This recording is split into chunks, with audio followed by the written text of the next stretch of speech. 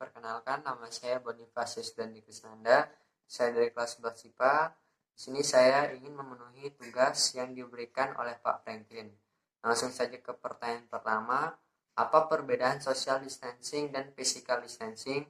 Social distancing merupakan cara untuk mencegah penyebar luasan dari COVID-19, yaitu dengan cara menjaga jarak sosial dengan tidak berkunjung ke tempat yang memiliki kerumunan seperti tempat pariwisata. Lalu apa itu physical distancing?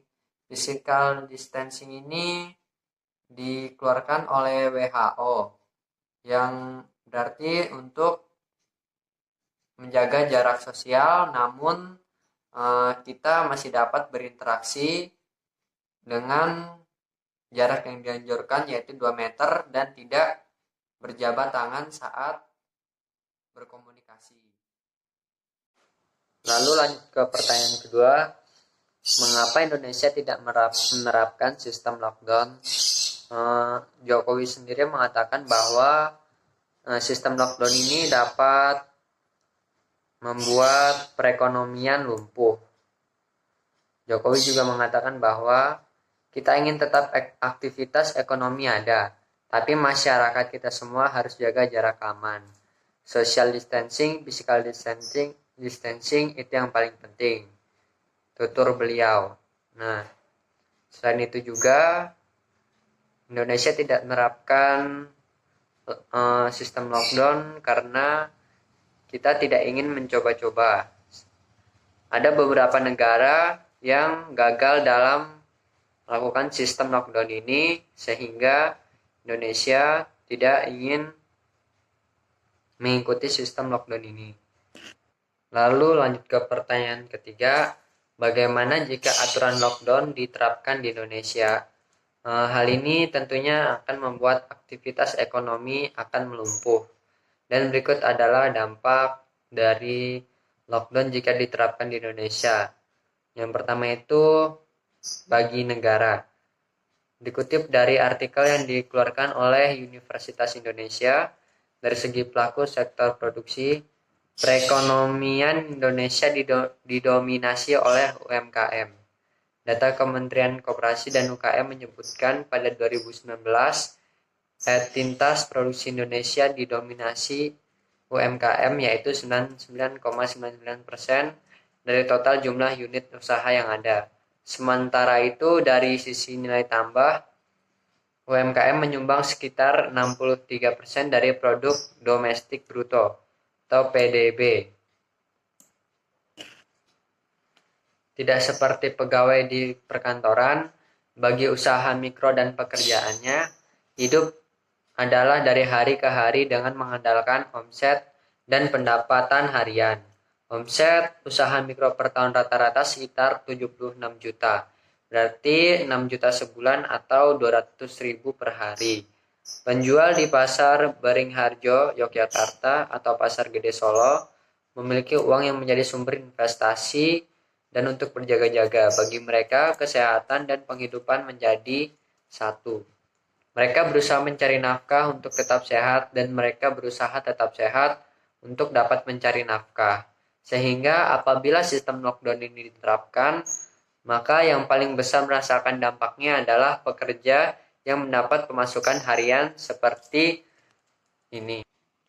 Lalu lanjut ke pertanyaan berikutnya, mengapa Indonesia lebih memilih aturan social distancing? Menurut anggota tim pakar gugus tugas percepatan penanganan COVID-19, yaitu Bapak Wiku, menurut beliau, sebab social distancing ini lebih menguntungkan rakyat kecil. Kembali lagi, social distancing adalah hal yang paling efektif, ujar beliau. Lalu pemerintah menyadari banyak rakyat yang baru mendapatkan nafkah setelah bekerja dari kantor. Hal yang tidak bisa dilakukan jika pemerintah memberlakukan karantina wilayah. Lalu sebab dengan lockdown, orang berada di rumah semua.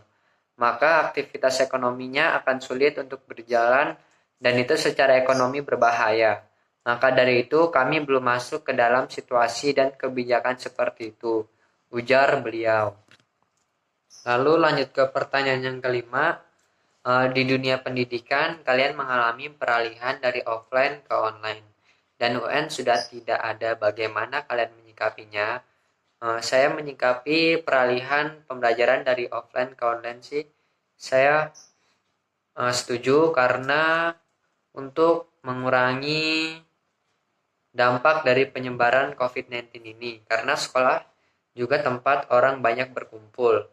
Lalu bagaimana jika UN dihapuskan? Saya setuju karena hmm,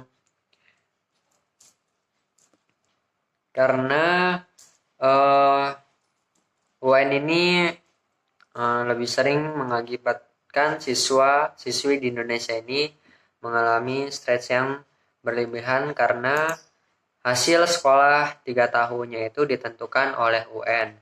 Padahal kita bisa mencari jalan keluar yang lain, seperti minat atau bakat dan mata pelajaran yang diminati siswa. Kalau demikian, kita dapat mencari jalur penilaian bagi kelulusan siswa dengan cara penilaian yang lain. Lalu lanjut ke pertanyaan terakhir, kalian memilih sistem belajar offline atau online? Kalau menurut saya lebih memilih sistem belajar offline. Karena di sekolah itu kita dapat berinteraksi sosial, baik dengan guru ataupun dengan teman-teman. Selain itu, sistem pembelajaran offline jika guru mengajarkan lebih cepat masuk ke otak dibanding dengan sistem online. Sekian dari video saya, terima kasih.